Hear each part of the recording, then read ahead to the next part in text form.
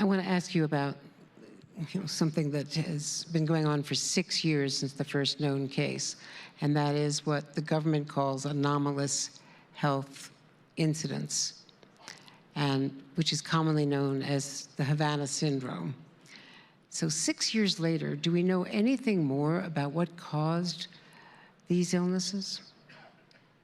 I think we know more, but let me start at least the beginning of my tenure as director of CIA. I mean, I've learned over many years in public service that any leader has no more profound obligation than taking care of your people. So I was determined from the start to build on efforts that were ongoing, to make clear to our officers and their families that they were going to get the care that they needed and that they deserved. On my very first day on the job, I started meeting with officers who had been affected by these anomalous health incidents as well. And you can't meet with individuals who have suffered through this and not take very seriously what they've experienced, whatever the causes turn out to be.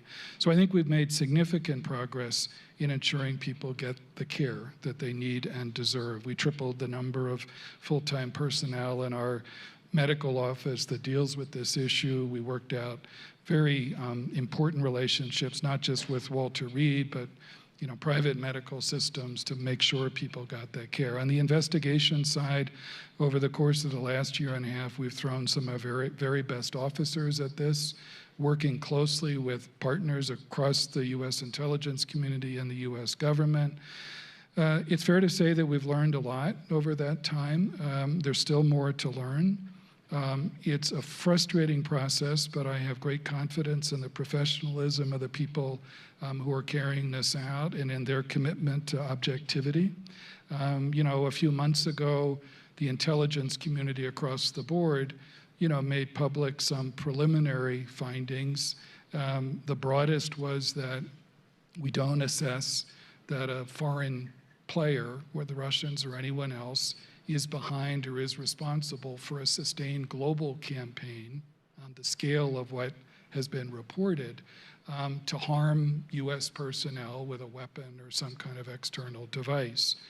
We further stated publicly several months ago that in the majority of incidents, and we've investigated each one as thoroughly as we possibly can, and we're still working on a number of them, that you could find reasonable alternative explanations, whether it was other environmental factors or pre-existing medical conditions or other kind of medical explanations. None of that detracts from the real nature of what people have gone through.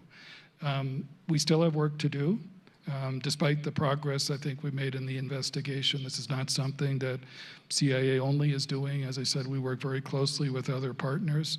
And, I owe it to my officers and their families to be straight about first making sure they get the care they deserve, but also being straight about what we find and what we don't find, and that's what we'll continue to do.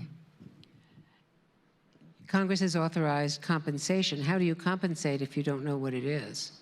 Well, in some cases, we're very careful to implement the spirit of that law, which talks, in very specific terms about the kind of injuries that people have suffered. And so it's not a question of causation, it's a question of what people have gone through. And so, we've already begun the process of implementation, and we're going to work very hard at doing that, because that's what people deserve and what Congress expects.